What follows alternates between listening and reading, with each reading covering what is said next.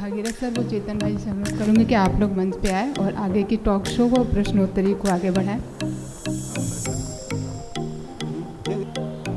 मुझे सेंटर में बिठाया तो रूल मैं सेट कर देता हूँ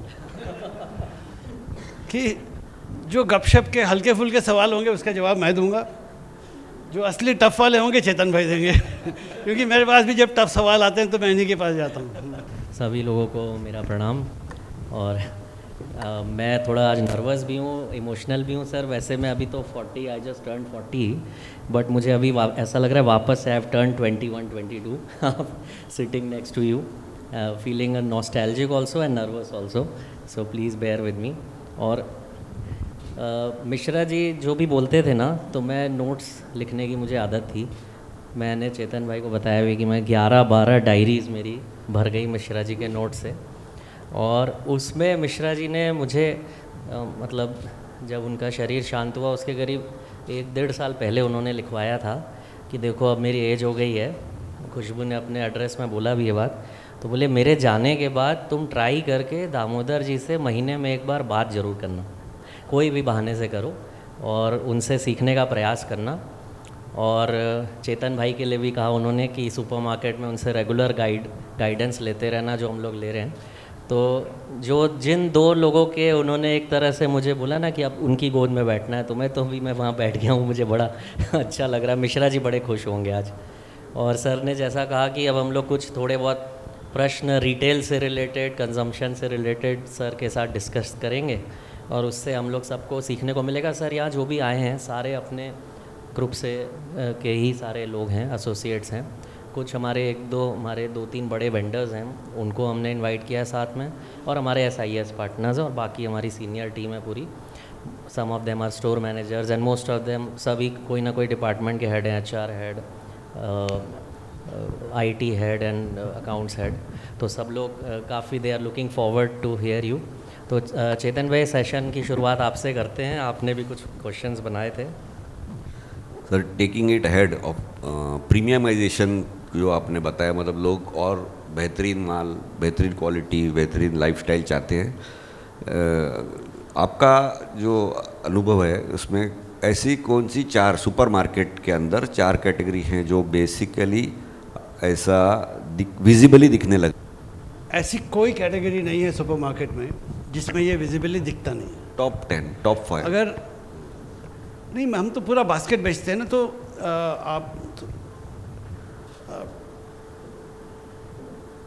आपका नज़रिया और आपका कॉन्फिडेंस अगर है तो आपको हर जगह पे ये अपॉर्चुनिटी दिखेगी, और नहीं है तो अपॉर्चुनिटी क्रिएट करना, वो वाली टेंडेंसी आपको रखना चाहिए। वैल्यू में जो चीज़ें जैसे पर्सनल केयर है, ब्यूटी है, कॉस्मेटिक्स और ये सब है, वैल्यू में उसमें आपको प्रीमियमाइजेशन ज़्यादा लगेगा। बट कस्टमर, हम धंधे में देखते हैं रुपए कितना बढ़ा, प्रीमियमाइजेशन ऐसा, कस्टमर वैसे नहीं देखता। अब मैंने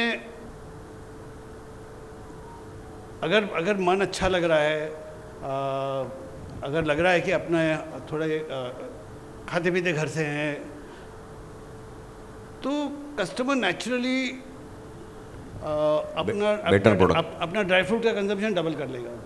जो ड्राई फ्रूट्स खाते हैं वो सीड्स लेने लग जाएंगे। या आप घर में नॉर्मल खाने के साथ साथ अगर आपके घर में अप्पम और अवियल बनने लग गया, मलयाली खाना बनने लग गया कभी शौक से, या पास्ता बनने लग गया, तो ये भी प्रीमियमाइजेशन है, और बहुत बहुत अच्छा प्रीमियमाइजेशन है। तो कस्टमर तो ये सारा हर कैटेगरी में ये आपको देखना है। मैं नज़रिए की बात करता हूँ, अपनी टीम से भी बात करता हूँ कि भाई एक तो मैंने बताया कैसे आटा और रोटी की में पर किलो आप देखेंगे तो क्या होता है। पिछले दिनों हम बात कर रहे थे कि स्प्राउट्स खाना अच्छा होता है। फिर मिलेट्स है, मिलेट्स का बहुत चलन हो गया। हाँ, तो अभी हमारे सर कुछ स्टोर्स में हम देख रहे हैं कि मेयोनीज पिछले 1 साल में हैज़ ग्रोन 4 टाइम्स। मैं केचप से लोग मेयोनीज पे मतलब इवन गाजीपुर जैसे छोटी जगह में। तो मेरा ये मानना है कि आप हम दुकानदार हैं, कुछ लोग नए क्विजीन नया खाने की तरफ जाएंगे, कुछ लोग हेल्थ की तरफ जाएंगे, कुछ लोग ऑर्गेनिक की तरफ जाएंगे, कुछ लोग पड़ोसन क्या कर रही है उस हिसाब से जाएंगे। आपको हमको क्या फ़र्क पड़ता है? किसी भी बहाने से एज लॉन्ग एज उस 2 रोटी से अगर आप ज़्यादा कमा सकते हैं, या उन 4 लोगों से अगर आप उन 4 लोगों को खुश करके अगर आप किसी भी कैटेगरी में प्रीमियमाइज़ कर सकते हैं, तो आपको हमको तो करना ही चाहिए। तो मैं बोल रहा था कि स्प्राउट्स बोल रहा था ना, तो घर में भी स्प्राउट्स बना के खाते हैं लोग, अपने घर में उगा के खाते हैं। आपने उगाया तो क्या होता है, आप होल पल्सेस लेते हो, आप मूंग उड़द ये सब लेते हो, आप उसमें पानी डालते हो, कमर्शियली तो वही कर रहे हो ना, और उस पानी को उस मूंग के दाम पे ही बेचते हो। तो पानी डालने से उसका वज़न डबल हो जाता है, फिर वो स्प्राउट्स हो जाता है। कस्टमर वैसे देखता नहीं है, कस्टमर बोलता है कि स्प्राउट्स खाना सेहत के लिए अच्छा है। ये आपको हमको समझना है कि उसमें मेरा 200% उसी मेरा प्रॉफिट कहाँ से आया? उसी सामान से 200% पानी डाला और मुझे डबल दाम मिल गया। फिर उसमें आप क्या करेंगे? अगर आप सोचते हैं कि उस तरफ जाना है, तो बोले कि अगर मैं सिर्फ मूंग का स्प्राउट बेचता हूँ, तो कस्टमर फिर भी सोचेगा कि यार पर किलो दाम उसका कितना होता है। जब असॉर्टमेंट होगा तो उसकी जगह मैंने मिक्स स्प्राउट कर दिया, तो ख़त्म, किलो टू किलो कंपैरिजन भी ख़त्म हो गया और वो एक हैबिट बन गया। तो और ये चीज़ें बहुत सिंपल और उसको प्रोटीन का लेबल भी लगा दिया, और ये चीज़ें बहुत सिंपल होती हैं, हमारी ज़िंदगी में आ रही हैं, लेकिन उसको हम कमर्शियली ट्रांसलेट करने वाली बात है। 10 साल पहले डेयरी में पनीर बेचना बड़ी बात माना जाता था, बहुत बड़ा था। पनीर खूब बेच रहे हैं, बहुत एकदम चलन है। लेकिन असली बात यह है कि आज हम रोज का 30 टन पनीर बेचते हैं, लेकिन रोज का 100 टन दही बेचते हैं। पनीर से 3 गुना, 125 ही हो गया। और पहले दही बाजार से खरीदने का तो चलन था ही नहीं, तो हमारा क्या सेल था? 0। अब 0 से अब पनीर क्या हुआ? क्योंकि पनीर तो ओकेजनल कंजम्पशन होता है, दही तो रोज की है। मेरा कंपटीशन क्या हुआ? मेरा कंपटीशन आपके घर का जामन है। और मेरी समझ ये बोलती है कि अगर 6 दिन घर में सुपरमार्केट से दही आ गया तो गया, फिर आपकी डाइनिंग टेबल बोलेगी मुझे यही दही चाहिए। तो ये जर्नी है, हर कैटेगरी में आपको ये दिखेगा, ये अपॉर्चुनिटी। और नई नई कैटेगरी भी बन रही है, जैसे मिठाई। आज अमूल ने मिठाई, पेड़ा, बर्फ़ी, पहले तो सिर्फ रसगुल्ला, गुलाब जामुन और सोन पापड़ी बेचते थे, पूरी एक कैटेगरी नई खड़ी हो गई। आपने बोला ना कौन सी कैटेगरी होती है, मैं तो बोलता हूँ कि अगर नहीं है किसी में एक्शन, तो ये आपको क्रिएट करना है। तो आज से अब 5 साल पहले की बात है, हम दिवाली में चॉकलेट अगर 100 रुपये की बेचते थे, तो ब्रांडेड मिठाई 20 रुपये की बेचते थे।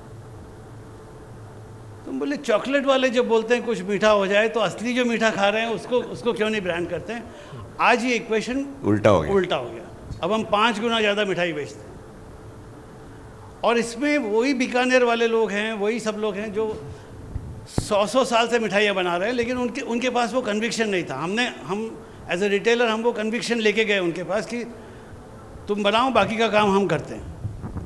तो अब सबने सीख लिया। आज हम कोई पूरा नहीं पड़ता, आज हम दिवाली में 60 मिठाई वाले ब्रांड से काम करते हैं, 60, और ग्रोथ रुकती नहीं। तो ये सिर्फ प्रीमियमाइजेशन नहीं है, ये कम्प्लीटली नया कैटेगरी क्रिएशन हो गया। तो हम सब लोगों के भी अच्छे दिन अब क्या होता है, ये बोरवेल पानी वाली बात है ना, कि कई जगह पे होता है कि कम खोदने पे भी पानी निकल जाता है। अब मुझे वो टाइम नज़र आ रहा है कि कम मेहनत से आपको रिजल्ट मिलता है। नई कैटेगरी, नया। तो सर इसमें ये भी कह सकते हैं कि we are moving towards more branded products from unbranded. जैसे दही पहले लोग नॉर्मल दुकानों से ख़रीदते थे, मिठाई नॉर्मल दुकानों से, जिसमें कि दुकान एक ब्रांड है बट प्रोडक्ट ब्रांड नहीं होता था। तो अभी ये सारा दही मिठाई जैसे आपने एग्जांपल दिया, तो ये हम लोग अब ब्रांडेड के रूप में ये बिकने लग गया है। तो ऐसी और भी कोई कैटेगरी सर दिख रही है आपको कि जिसमें कि अनब्रांडेड से ब्रांडेड की तरफ जा रहे हैं? हर कैटेगरी। अरे इस महीने की, इस दिसंबर महीने की बात बताऊं तो ये पहली बार हुआ है, लेकिन पहले आज से 2 साल पहले 0 के करीब था। दिसंबर में हमने एक टब भेल आती है, रेडी भेल आती है ब्रांडेड, हल्दीराम की, या? हल्दीराम की है ना, टब में है। हल्दीराम की 25 साल पहले आती थी, बिकती नहीं थी। हाँ मिसळ आ गया सर, मिसळ। हमने दिसंबर महीने में टब भेल के 10 लाख पैक बेचे। और आज से 2 साल पहले ये 0 के आसपास थे। और in terms of quantity, number of pieces for brands like Bikaji, अब भुजिए से ज़्यादा हम उनकी रेडी भेल बेचते हैं। और आप और हम व्यापारी हैं, भुजिया कमोडिटी है, भेल रेडी भेल में प्रीमियम ऑटोमेटिकली मिलता है। कस्टमर ये नहीं बोलता है, कस्टमर बोलता है बच्चों के घर में बर्थडे पार्टी है, अटरम शटरम चिप्स खाने की जगह मैं उनको भेल खिलाऊंगी और वो इस तरह से दूंगी सबको। कस्टमर ऐसे सोचता है। विवेक ये लिख रहे हो ना तुम ये सब? सो विवेक दही का सुना ना?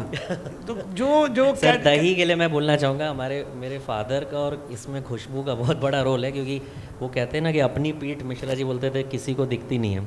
तो मेरे फादर पीछे पड़े रहे कि दही तो बेचना है अपने स्टोर से। उस समय सर एक्सपायरी 7 दिन की कुछ आती थी, तो हम लोग रिलक्टेंट थे। तो बोले नहीं बेचना ही है करके प्रेशर डाले। तो फिर चेतन भाई से बात की, बोले अब 30 दिन की आने लग गई है, अब तुम आराम से बेचो। तो उसका पुश करने से काफ़ी फ़र्क पड़ा। इसमें सर एक चीज़ मैं चाहता हूँ कि आप और उसमें अपने नहीं, तो हमसे इसमें एक चीज़ बोलूँ, नई कैटेगरी जब होती है ना, तो जितना उसमें डर लगे उतना उसमें वैल्यू ज़्यादा होती है।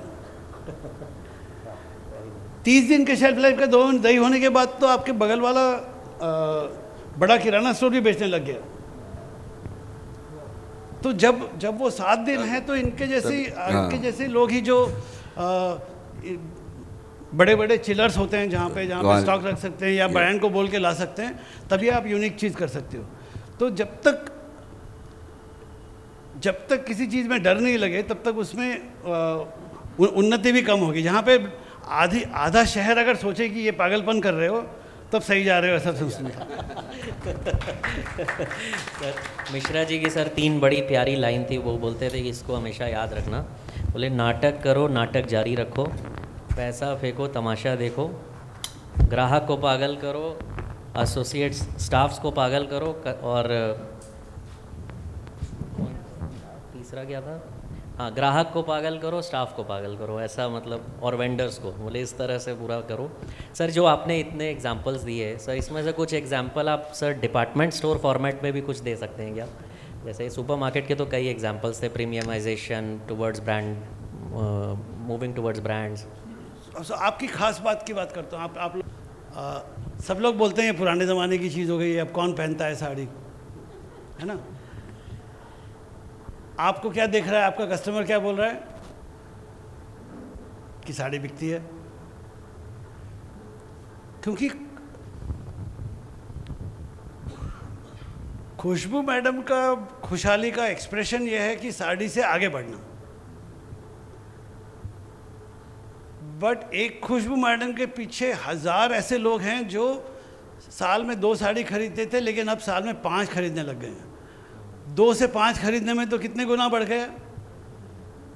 तो प्रीमियमाइजेशन और या आगे बढ़ना हर आदमी अलग अलग लेवल से चालू कर रहा है। आप लोगों का कनेक्ट जिस तबके से है, वहाँ पे पहले शादी में 11 साड़ी देते थे, उसमें भी सांस फूल जाती थी। अब जो 10 साल पहले 11 साड़ी देता है, वो आज 101 साड़ी देने लग गया। अपने छोटे छोटे रिश्तेदार को भी कवर करने लग गया।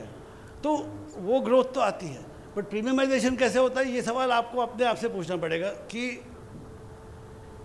मेरे हिसाब से, और मुझे ये पता नहीं है, इसलिए मैं सवाल के तौर से मैंने भागीरथ को भी इस हिसाब से पूछा था कि साड़ी में भी मेरे हिसाब से कई सालों तक साड़ी में आपको वॉल्यूम ग्रोथ और वैल्यू ग्रोथ अलग अलग देखना पड़ेगा।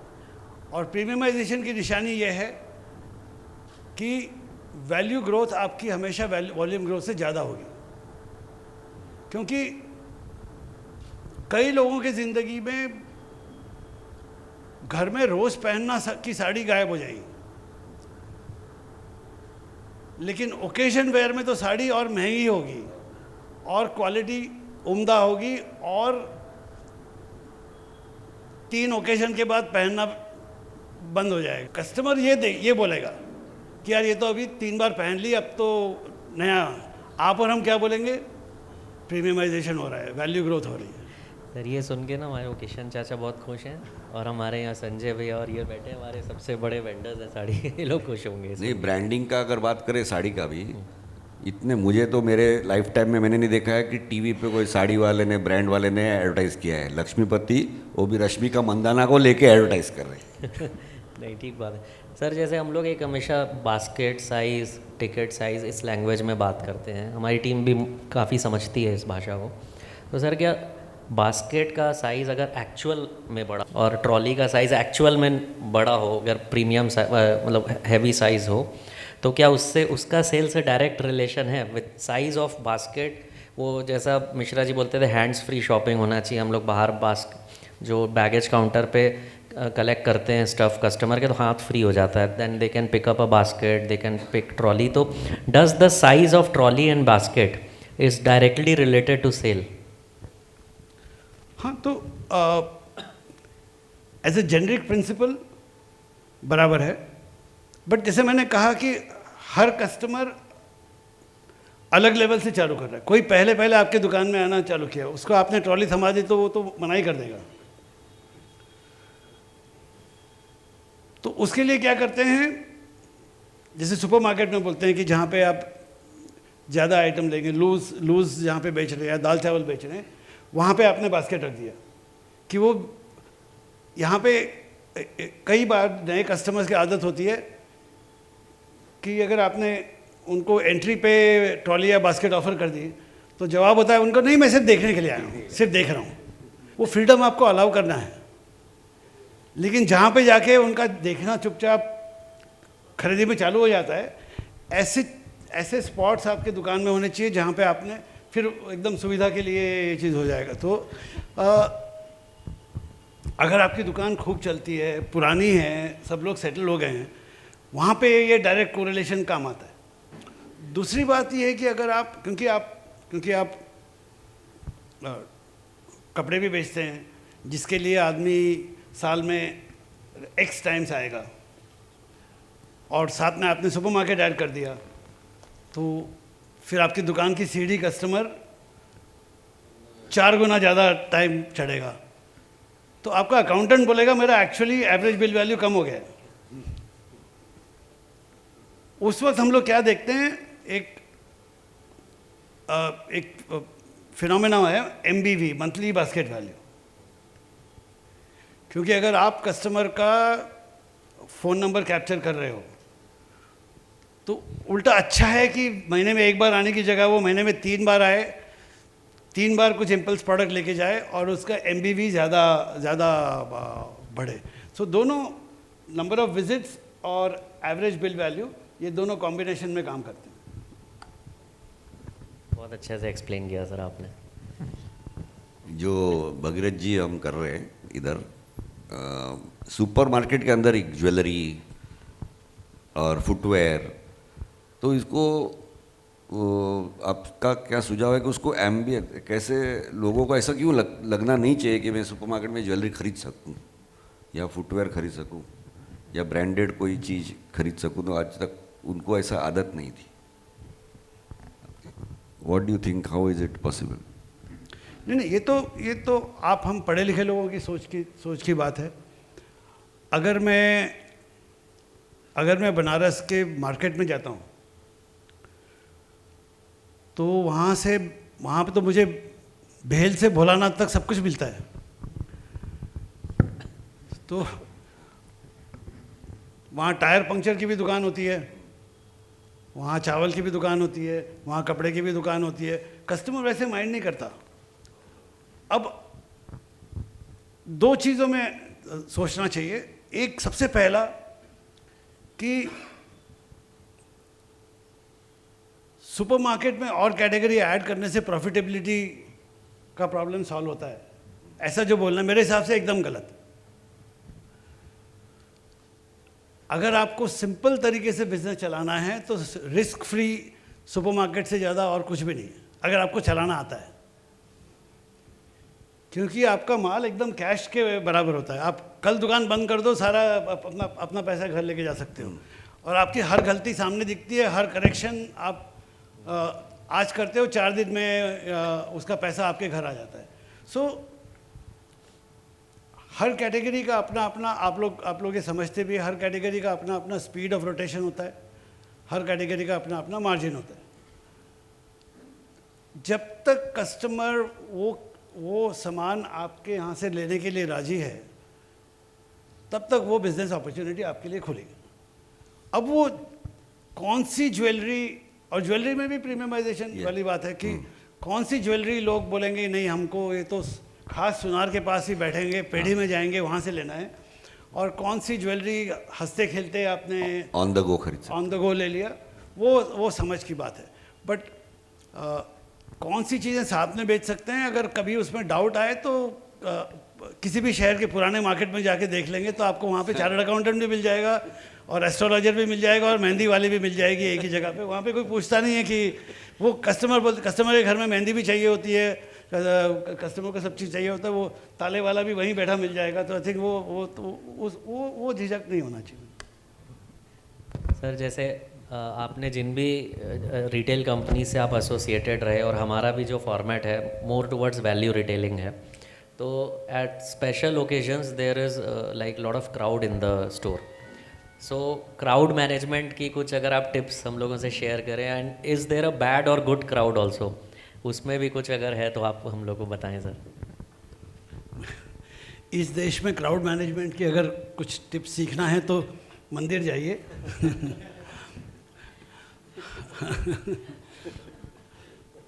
आपको problem statement, possible solution, customer behaviour सब मालूम पड़ जाएगा, कस्टमर सेटिस्फेक्शन।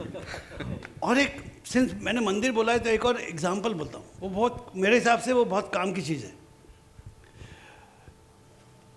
लोग ना अंग्रेजी में ये कस्टमर कन्वीनियंस ये सब बहुत बोला जाता है।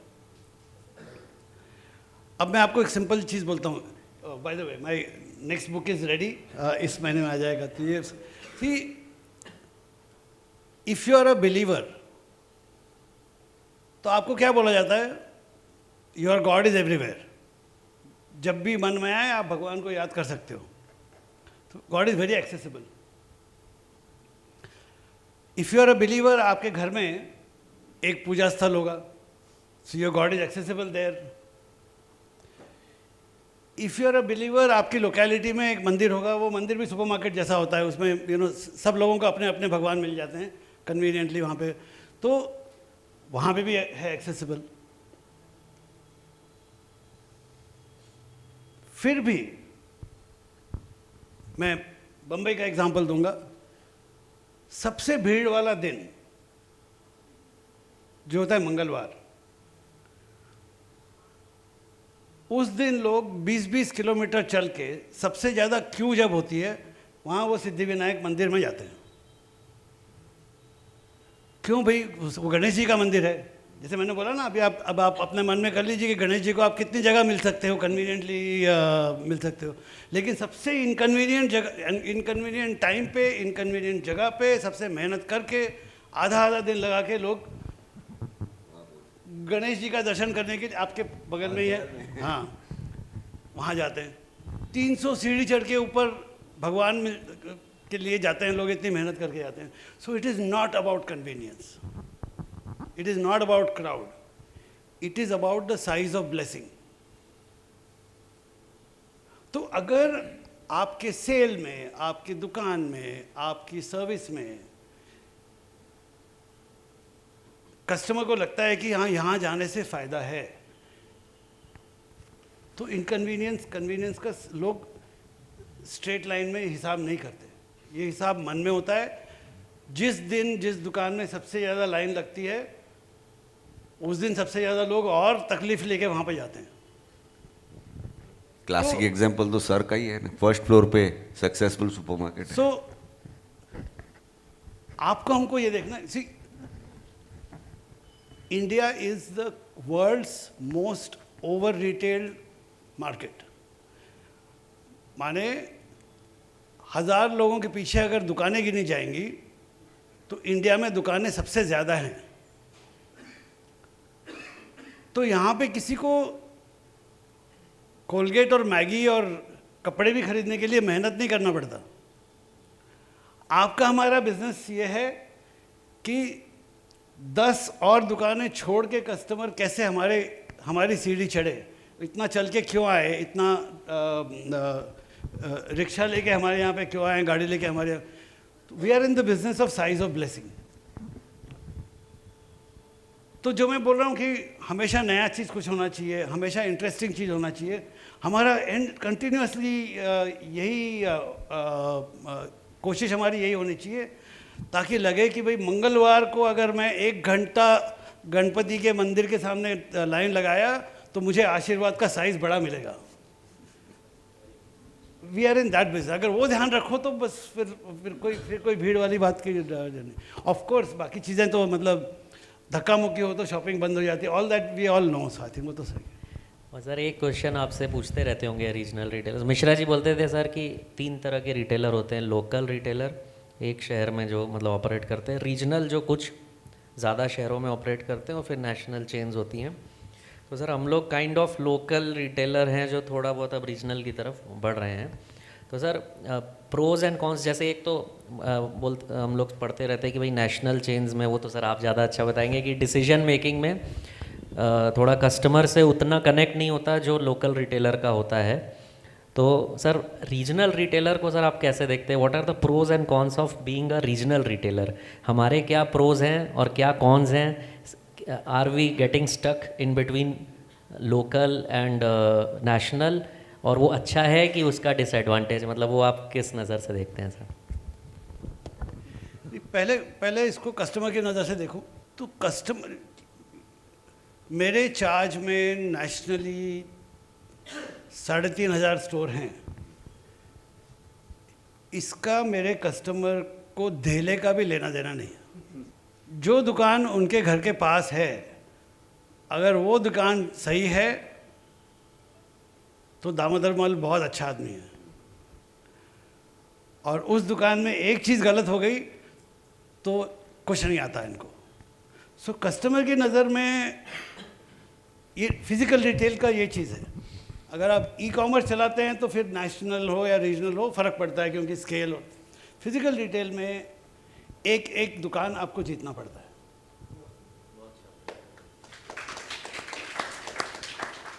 तो आप जब लखनऊ जाओगे तो आप बाहर वाले हो जाओगे, तो आपका सुख दुख वही होगा जो मैं बम्बई से लखनऊ जाता हूँ तो मेरा सुख दुख है वो आप बनारस से लखनऊ जाओ उतना, क्योंकि लखनऊ में जलांश को कोई जानता नहीं है। अब नई गोटी नया दांव, अब आपको वहाँ खेलना पड़ेगा। सो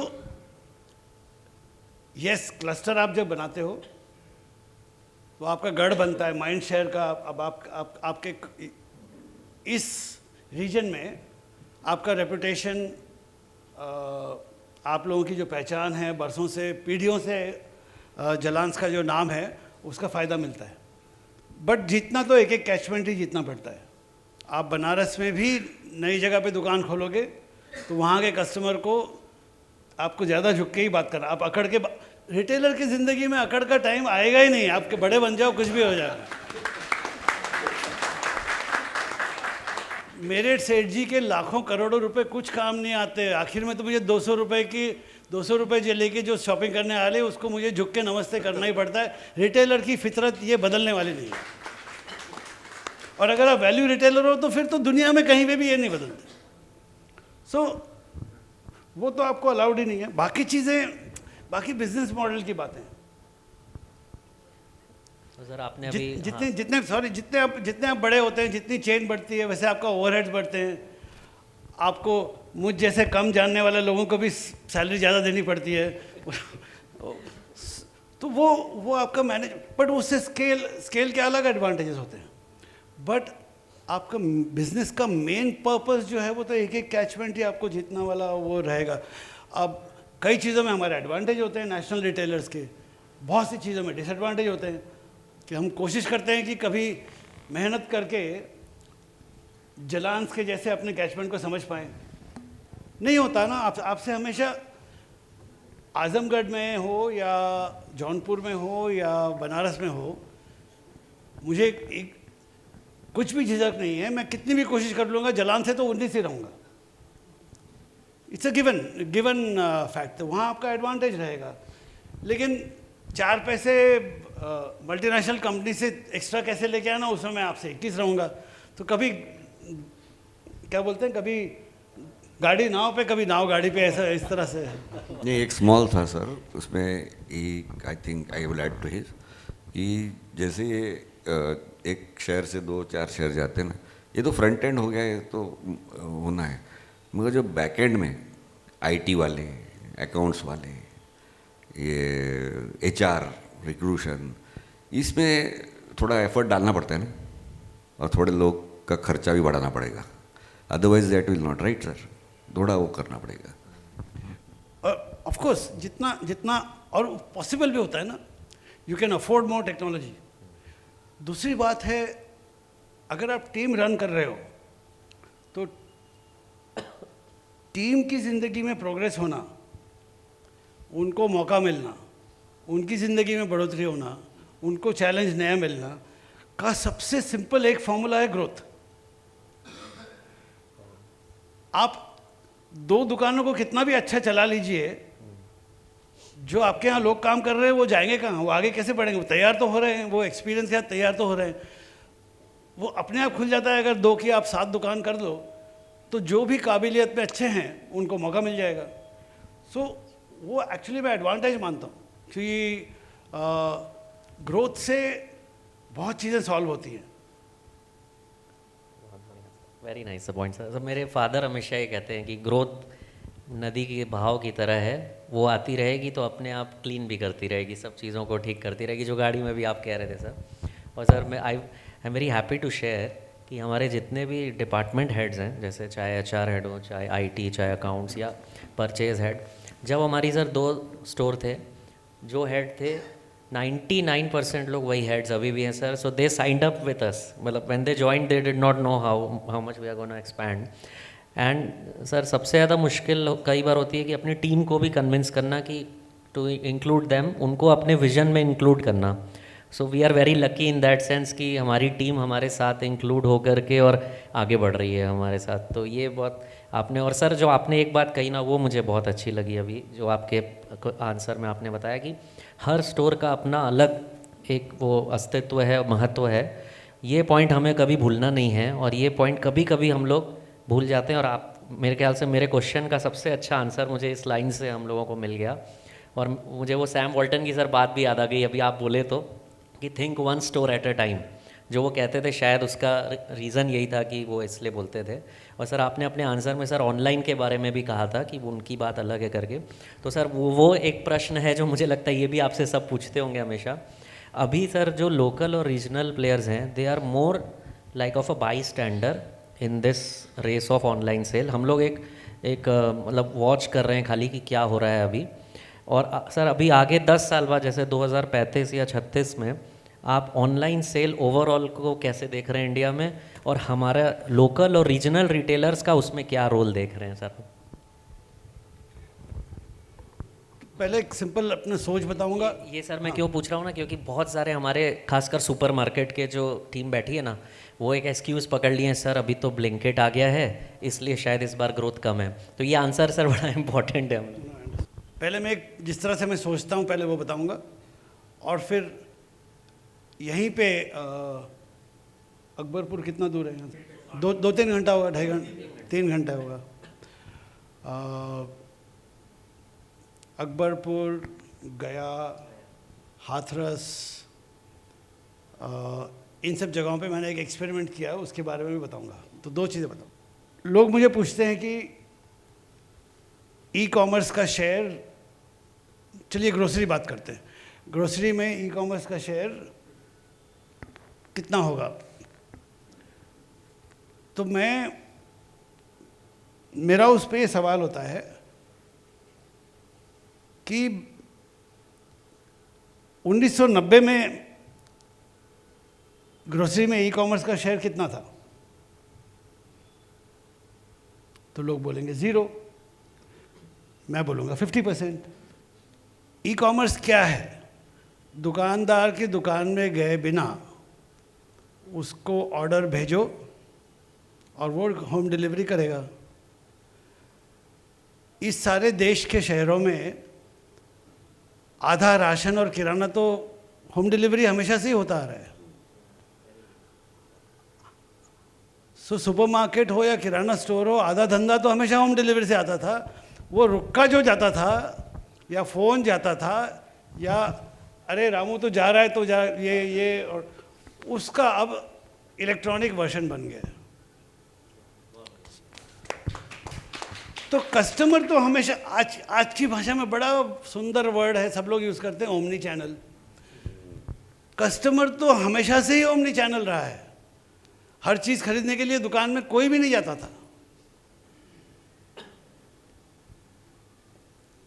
तो और जितने आपका घर अच्छा है, छोटे शहरों में और ज़्यादा बहुत वो रिश्ता भी लंबा होता था। अगर आपका घर अच्छा है, पैटर्न पता है, तो आपके जो खास सप्लायर हैं वो तो महीने की 5वीं तारीख को आपका सामान ऐसे ही भेज देते थे। फिर आप उसमें से कुछ रख लो, चेंज कर लो या कुछ और मंगा लो, वैसे चलता था। आजकल उसको बहुत sophisticated, personalize, segment of one, predictive demand, ये सब आने लगे। ये प्रैक्टिस में तो ये हमेशा से होते आ रहा है। So customer has always been omni channel, customer will always be omni channel. कुछ लोग डिजिटल से शुरू करके कस्टमर को सर्विस कर रहे हैं, कुछ लोग आप हम जैसे लोग फिजिकल से कर रहे हैं। जब डिजिटल वाले लोग दुकान करने की कोशिश कर, कस्टमर तो ओमनी चैनल ही है, डिजिटल वाले लोग जब दुकान खोलते हैं बहुत स्ट्रगल करते हैं। सबसे बड़ा ई कॉमर्स रिटेलर दुनिया का अमेज़ॉन है। पिछले 15 साल से मशक्क़त कर रहा है कि मैं सुपरमार्केट खोल के दिखाऊं। खरीदा भी उन्होंने, बहुत पैसे देके एक प्रीमियम सुपरमार्केट खरीदा भी और उसका भी बट्टा बिठा दिया। तो कुछ लोग वहाँ से आते हैं, कुछ लोग आप हम जैसे हैं जो फिज़िकल से शुरुआत करते हैं। हमको डिजिटल सीखना है। जब हम डिजिटल सीखेंगे तो हम भी ऐसे ही लड़खड़ाएंगे, लेकिन तकलीफ़ होगी। लेकिन अगर आपका स्टोर कस्टमर को कि दोनों चीज़ें सॉल्व करता है कि जब मैं आपकी दुकान में आती हूँ तो मुझे आज नया क्या है, आज ऑफ़र पे क्या है, मुझे आने में मज़ा आता है, मेरा साइज़ ऑफ ब्लेसिंग सही मिलता है, वो जो ट्रिप मैं दुकान में करती हूँ उससे मुझे सेटिस्फैक्शन मिलता है। साथ साथ जो चीज़ मुझे घर से मंगानी है वो भी आपसे मंगाती हूँ। वो अगर आपको आ गया, उसमें आपको क्या सीखना है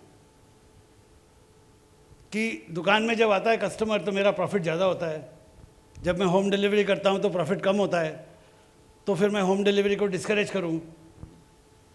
ये तो वही बात हो गई ना कि कोविड के पहले तो लोग क्रेडिट कार्ड की मशीन को भी दुकानदार छुपा के रखता था।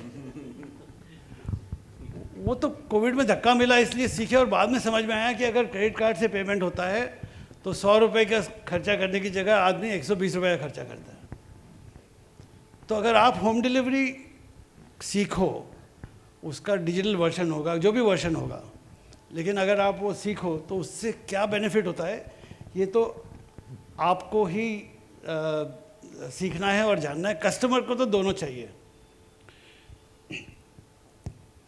लेकिन इसमें डर लगता है। मैं भी तो फिज़िकल स्टोर से आता हूँ, इसलिए एक्सपेरिमेंट जो मैंने बोला ना, अब मैं अंदर की बात बता रहा हूँ, पता नहीं घर ऑफिस जाके पिटाई होगी तो देखेंगे।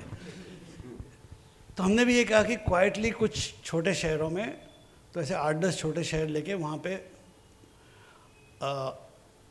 हमारे यहाँ स्टोर का नाम है स्मार्ट बाज़ार और जो ई कॉमर्स है उसको जियो मार्ट बोलते हैं। तो ये दोनों हम इंडिपेंडेंटली चलाते हैं।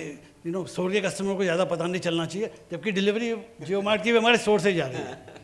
लेकिन हम आदत खराब नहीं होनी चाहिए ना, स्टोर वाले को जो आ रहा है उसको आने दो, इस सोच से ही हम चल रहे थे।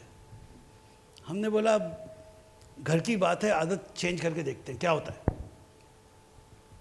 तो ये जो मैंने टाउन्स बताए, छोटे टाउन्स, वहाँ पे हमने दुकान में आने वाले हर कस्टमर को बोला मन करे तो स्मार्ट बाज़ार आओ, मन करे तो जियो मार्ट से मंगाओ। जियो मार्ट से मंगाया यानी स्मार्ट बाज़ार से ही आया, दोनों तरीके से। तो हमने खुला बोला सामने से कस्टमर को कि दुकान में आने का मन नहीं करे तो घर पे ही जय गणेश आरती कर लो, लेकिन I am in the business of being your God, तो आप मुझे कहीं से भी याद करो तो मैं हाजिर हो जाऊंगा। What is the finding? डर क्या था हमको और हमारे CFO को और हमारे कमर्शियल लोगों को कि यार लोग दुकान में आना बंद कर देंगे, अब घर से ही मंगाएंगे और हम लोग मेहनत करके उनको। फाइंडिंग क्या है? जो महीने में 2 बार 2.5 बार एवरेज पे कस्टमर दुकान में आता था, वो तो वैसे ही रहा। महीने में 4 बार यानी हफ्ते में 1 बार रोज एक्स्ट्रा ऑर्डर आने लगे और कस्टमर हैप्पी हो। कस्टमर ने बोला कि आपकी दुकान ने हमारा और ख्याल भी रखना चालू कर दिया जब कभी। तो ऑन द होल जो मैंने बोला ना MBV, मंथली बास्केट वैल्यू, उसी फैमिली से ओवरऑल मंथली बास्केट वैल्यू हमारा ज़्यादा नहीं 55% बढ़ गया। अब वो 100% जो पहले हमारी दुकान की सेल थी वो तो वैसी ही रही। ये जो एडिशनल 55% आया उस पे परसेंटेज में प्रॉफिटेबिलिटी थोड़ी कम है, लेकिन रुपए में तो प्रॉफिटेबिलिटी, रुपए तो घर में ज़्यादा ही आए। तो अगर हम 2035 की बात करते हैं ना, 2035 में तो ज़बरदस्ती झक मार के आप हमको सबको सीखना ही पड़ेगा। ये अभी जो ये सीखने की हिम्मत करेगा वो शायद राजा बन जाएगा। तो सर इसमें मतलब पीछे क्या बहुत रोबस्ट बैकएंड डेवलप करना पड़ता है या सर बोले ना दुकान से ही करो, और क्या वही दुकान से करना। आपका कंपटीशन क्या है? जैसे मैंने बोला ना कि आपका दही में आपका सिंपल करके सोचेंगे तो आप दही में आपका कंपटीशन जामुन है। जामुन को हराना बहुत इजी है। तो जब आप सोचोगे ना तो फिर वो सिंप्लीफाई होता जाएगा। जामुन, सॉरी मैं वो उसी पे लोग बोलते नहीं हैं, लेकिन घर में जमाया हुआ दही 7 दिन में 1 बार तो गड़बड़ होती है। कभी दूध ज़्यादा गर्म रह गया, कभी नींद आ गई तो फ्रिज में रख के सो गए, होता ही है। तो आपके डाइनिंग टेबल को जब 1 बार चक्का दही खाने की आदत हो गई ना तो फिर घर का दही नहीं चलता। इन द सेम मैनर अगर मैं फ़ोन से किराना से सामान मंगा रही हूँ तो जितने आइटम उसके यहाँ अवेलेबल है उससे तो आपकी दुकान में तो उससे कम से कम 1.5 गुना ज़्यादा आइटम है। तो वो बेनिफिट उनको मिलता। आज कैसे मंगा रहे हैं? फ़ोन से मंगा रहे हैं। कल आप थोड़ा सा आगे बढ़ जाइए, आजकल तो सब जगह, आजकल तो कैटलॉग आप व्हाट्सएप पे बना सकते हैं। अपनी दुकान खोलना, प्लेटफॉर्म्स अवेलेबल हैं। अगर आपको सिंपल अपनी दुकान के मेन 1000 आइटम्स को लिस्ट करना है तो बहुत सिंपल रेडी प्लेटफॉर्म पे भी हो सकता है। इसका मेन प्रॉब्लम टेक्नोलॉजी नहीं है, इसका मेन प्रॉब्लम प्रोसेस नहीं है, इसका मेन प्रॉब्लम डर है। इसका मेन प्रॉब्लम यही है कि क्रेडिट कार्ड रखूंगा तो मेरा 2.5% 2% अननेसेसरी चला जाएगा। लेकिन वो डर के आगे ही जीत है। तो वो तो करना कैसे चाहिए? जैसे मैं तो रिलायंस रिटेल हूँ ना, मुझे भी डर है। तो मैं 10 छोटे शहरों में गया, चुपचाप ट्राई किया। आज इतना कॉन्फिडेंटली बोल रहा हूँ, गड़बड़ हो जाती तो नहीं बोलता ना। तो आपको भी अपना कि मुझे कहाँ ट्राई करना है, मुझे कहाँ सीखना है, कस्टमर का बिहेवियर क्या होता है। और एक बात हमारे रिटेल में अच्छी होती है, थियरी आपकी कुछ भी हो, 4 हफ्ते में किसी भी आइडिया का दूध पानी का पानी साफ हो जाता है। रिजल्ट आए। ये सर हम लोग को 2008 से मैं सुन रहा हूँ सर से हमेशा बोलते हैं कि 4 हफ्ते में पता लग जाता है कि सही हो रहा है कि गलत। नहीं, बहुत ही अच्छा है सर। 2-3 और प्रश्न हम लोगों के हैं, वो हम लोग बिल्कुल होम डिलीवरी कीजिए, बिल्कुल। सॉरी, मैं ये बोलूँगा, ऐसे गलत बोलूँ, बिल्कुल होम डिलीवरी करना सीखिए, मॉडर्न वे में कीजिए। उससे आपके कस्टमर के बिहेवियर में क्या फ़र्क पड़ता है और एफबीवी में क्या चेंज होता है, वो खुद अगर चल गया तो बोलिए कि मैं बहुत पढ़ा लिखा आदमी हूँ, मॉडर्न हूँ, स्केल कर लीजिए। अगर नहीं चला तो बोलिए वो दामोदर मल आके गए थे, उनका अतरंगी आइडिया था, नहीं चलता गलत बोल के गए। नहीं, बट सर क्योंकि इसमें भी जैसे कस्टमर का बोला ना, एक एक दुकान, इसमें भी हर आइडिया का अपना अपना कॉन्टेक्स्ट होता है। यस सर, बहुत ही अच्छा सर आपने एक्सप्लेन किया। मतलब एक्चुअली मतलब जितने अच्छे से आपने इसको एक्सप्लेन किया, मुझे लगता है मुझे पर्सनली काफ़ी अच्छे से समझ में आया, और हमारी टीम को भी इसमें एक एक्शन प्लान कह सकते हैं कि समझ में आया कि आगे सबसे पहले तो ये समझ में आ गया कि 2035 तक तो सीखना ही है। तो जो चीज़ सीखना ही है तो फिर वो शुभस्य शीघ्रम उसको हम लोग करेंगे सर, उसमें ज़रूर आपकी हेल्प भी लेंगे। और सर मैंने क्वेश्चन आज के इसमें फ्रेम किया था, डाला था, वो मुझे आपसे जानना, और लकीली वो स्टार्टिंग में शुरू में कुछ आ भी गया सर। जैसे आपने बोला ना, दही एकदम से ज़ीरो से मॉन्स्ट्रस कैटेगरी हो गई, पनीर हो गया, इस तरह से मिठाई हो गई। तो सर हम लोग तो चूँकि हम thrust of our sale comes from department store format, तो मैं आपसे जानना चाहूँगा कि पिछले 2-3 साल में सर, अगर आपने ऑब्ज़र्व किया हो कि इंडिया में कि कौन सी ऐसी 2 कैटेगरी या सब कैटेगरी है जो कि suddenly in fashion business has grown to a monstrous size, एकदम से उसका साइज़ खूब बड़ा हो गया हो, ऐसा कोई ट्रेंड जो आपने ऑब्ज़र्व किया हो सर? मुझे कोई भी सवाल पूछो तो मैं आंसर कंज्यूमर का ही दूंगा। उसका कैटेगरी पे क्या इम्प्लीकेशन होता है वो सेकेंडरी हो जाता है, और इसमें कुछ भी नेशनल नहीं होता है। आपके रीजन में जो होता है वो अप्लाई होता है। बट एक चीज़ जो मैंने बताई, इनफैक्ट फैशन के इसमें 2 चीज़ बताऊंगा। पहले कोई नया स्टाइल या डिज़ाइन आता था,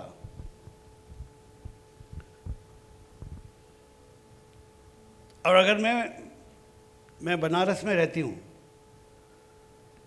तो मेरे जो कज़िन या फ्रेंड्स गुड़गांव में हैं, उनकी ज़िंदगी में वो पहले आता था। पिक्चर भी उनकी ज़िंदगी में पहले आती थी, मेरे यहाँ तो 6 महीने बाद ही आती थी। तो ये इन्फॉर्मेशन कि आजकल क्या चलन है, आजकल नई स्टाइल क्या आया है, पहले बहुत टाइम लगता था, अब वो टाइम हो गया 0। क्योंकि सबसे पहला काम, मेरी जो फ्रेंड है वो नए स्टाइल का टॉप पहनेगी, सबसे पहला काम वो क्या करेगी?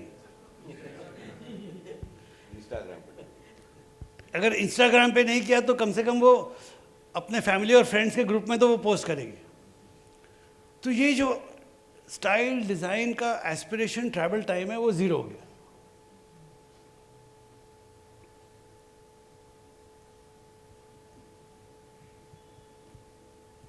दूसरा जो मैंने पहले कहा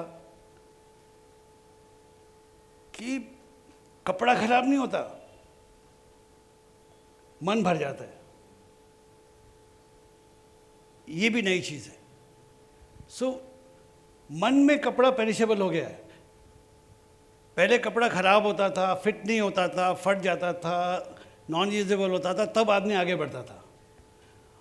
अब ये कंडीशंस अलग हो गई हैं, अब वो वैसे ही पेरिशेबल हो गया, और हर तबके का आदमी की ज़िंदगी में अलग अलग डिग्री तक हुआ है,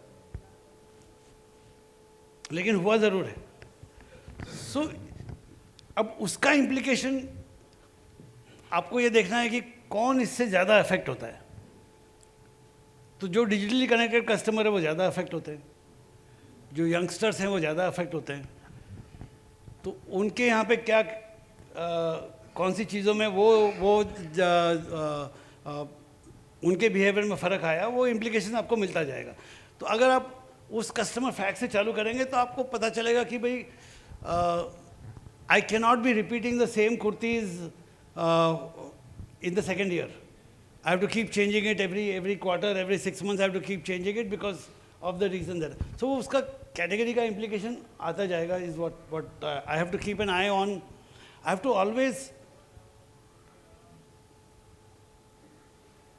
वेस्ट साइड वालों ने बताया, सॉरी मैं इसलिए वो सोच रहा था, वेस्ट साइड के सीईओ ने मुझे बताया था कि मैं बोला वेस्ट साइड यहाँ पे भी हो गई, डेफिनेटली हो गई। तो मैं उनके साथ मैं ये करता रहता हूँ, मुझे लोग अलाउ भी करते हैं कि अपने कॉम्पिटिटर के साथ में भी स्टोर वॉक करते हैं, उनसे भी सवाल पूछते हैं। तो मैं बोला आपकी मेन कस्टमर तो 35 to 45 वुमेन, पैसे हैं लेकिन टेस्ट स्टेबलाइज्ड है, वो कस्टमर है। लेकिन आपके मैनिक्विन्स पे तो हॉट पैंट्स पहना हुए हैं। मैं बोले ये क्यों किया? तो बोले जिनको अपना रेगुलर इंडियन एथनिक ड्रेस भी खरीदना है, वो चाहते हैं कि हम ट्रेंडी शॉप में जाएं। उस ट्रेंडी डिस्प्ले का उनसे कोई लेना देना नहीं है, लेकिन वो सोचते हैं कि हाँ इनको सबसे नए स्टाइल अगर मालूम है तो इनके यहाँ का मेरे वाला ड्रेस भी अच्छा होगा। सो सिर्फ अगर आप एफिशिएंसी पे चलोगे तो हमेशा रेयर व्यू मिरर में देख के ही करोगे। आपको कुछ ना कुछ इस तरह से करना पड़ेगा कि जो लोग आपके यहाँ ज़्यादा नहीं आ रहे हैं उनका भी पैर पड़े, इसलिए आपको कुछ ना कुछ करते रहना चाहिए। If I am Jalan sir, if I am the dada in the region for saris, I must have a hot project which will say that I will sell women's jeans and kurtis in a big visible way. 10 बिकता है तो 45 दिखाऊं, तो उससे मेरी जो साड़ी खरीदने वाली कस्टमर ने बोलेगी कि हाँ ये लोग दे आर करंट, और उससे जो मेरे फ्यूचर की कस्टमर हैं वो भी बोलेगी कि हाँ ये रेलेवेंट है। तो अब हर चीज़ को अगर एफिशिएंसी और एक्सेल शीट, और ये यहाँ पे मैं मिश्रा जी के नॉर्म से भी डिफर करता हूँ।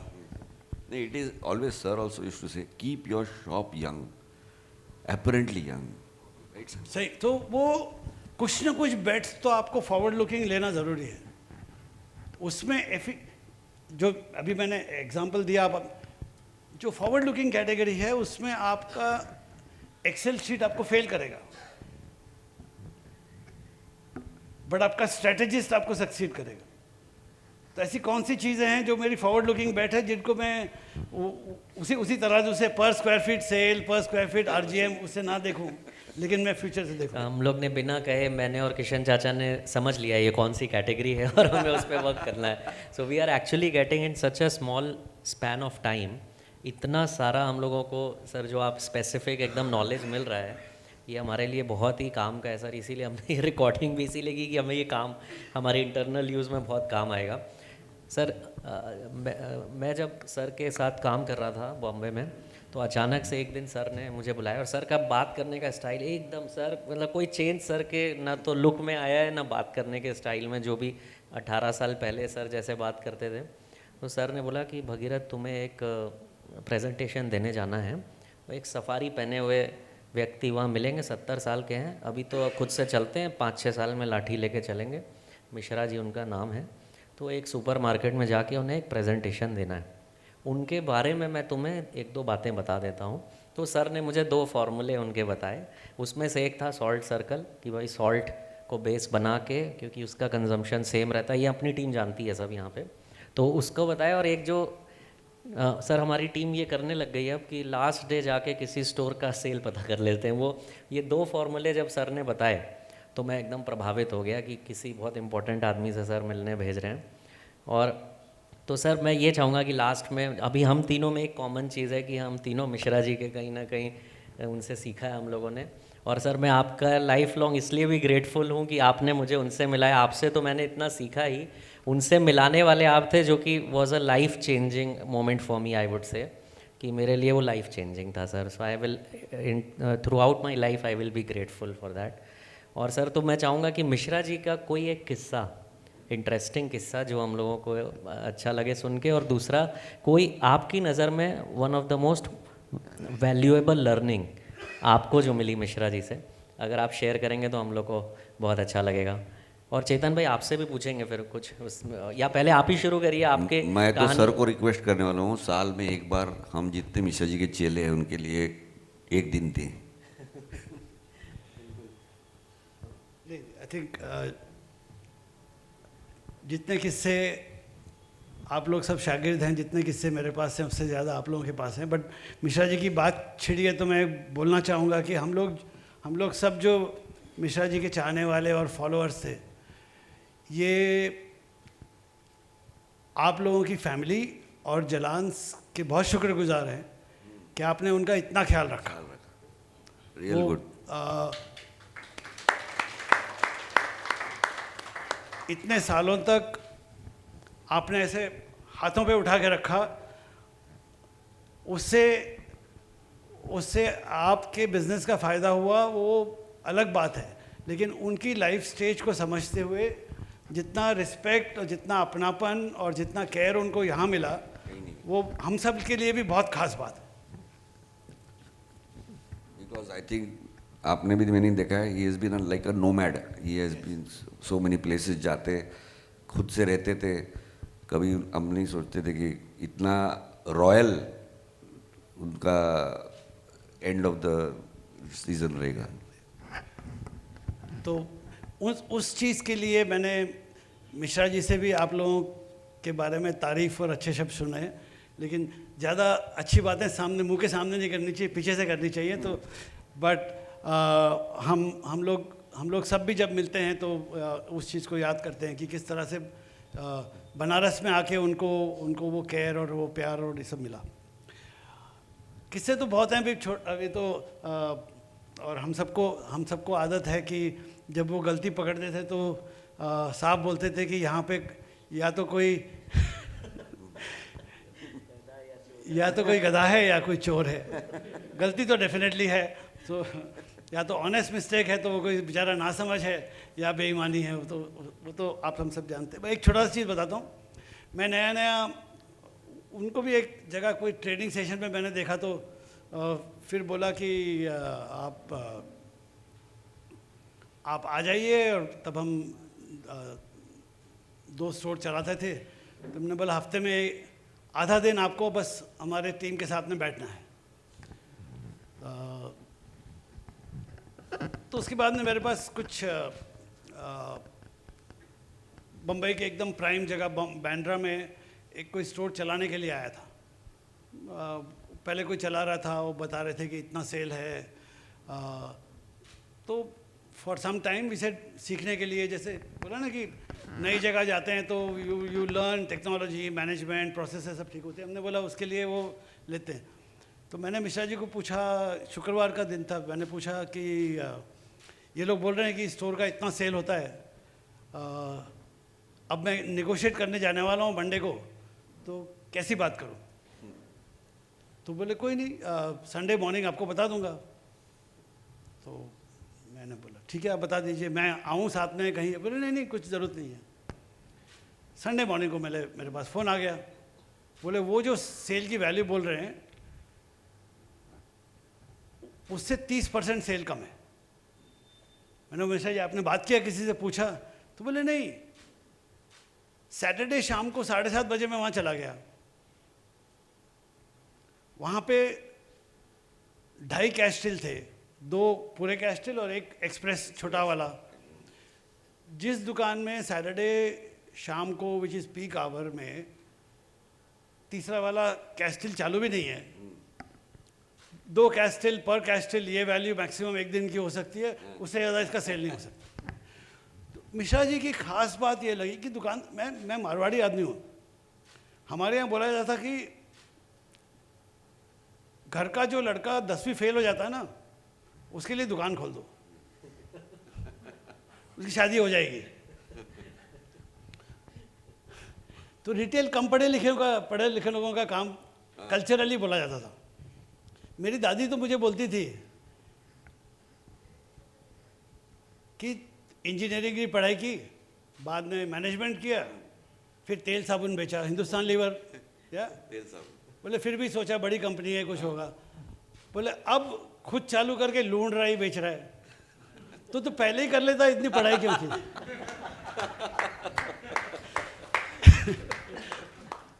मिश्रा जी का मेरी ज़िंदगी में और हम सब की ज़िंदगी में कंट्रीब्यूशन ये है कि उन्होंने हम सबको सिखाया है कि एक्चुअल रिटेल सक्सेस पढ़े लिखे लोगों का ही काम है, और पढ़े लिखे लोग रिटेल के बाहर से भी आए हैं, फुल एक्सपीरियंस रिटेल वालों को चुटकी में हरा सकते हैं। हर चीज़ को नंबर से देखना, हर चीज़ को मेजरमेंट से देखना, ये बिलीव करना कि नंबर और MIS बोलते हैं, इसमें कस्टमर की छवि दिखती है, इसमें आपका बिजनेस का जन्म पत्री आपके रेगुलर बोरिंग रोज के डेटा में दिखती है, और वो सिर्फ उसी को दिखती है जो रिटेल के बारे में पढ़ा लिखा। इसका एनेक्डोट था ना सर, I'm गणित से saying- सोचो, गणित से बोलो, गणित से करो, हमेशा बोल।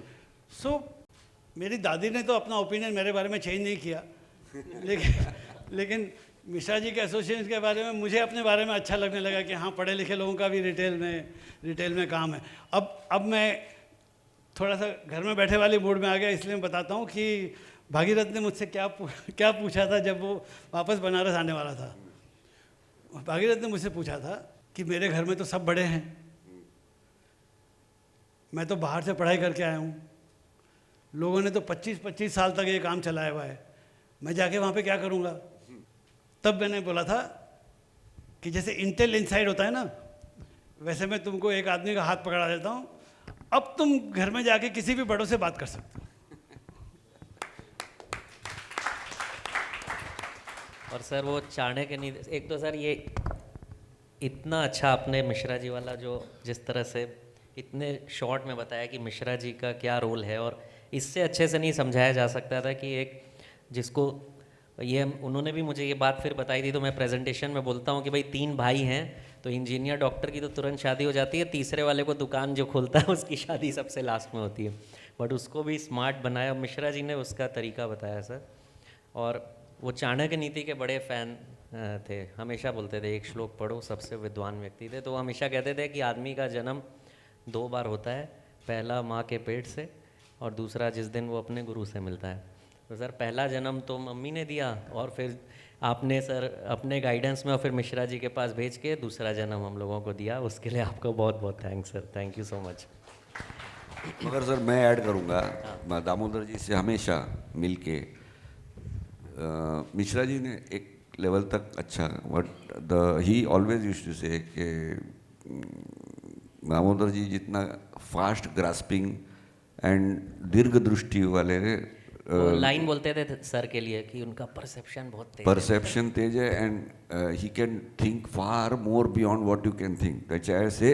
And we as the community of Mishra ji, I want to thank you, but I want this, ये हमको एक तीसरा जन्म मिले हम सबको, दूसरा तो हो गया था, तीसरा भी मिले।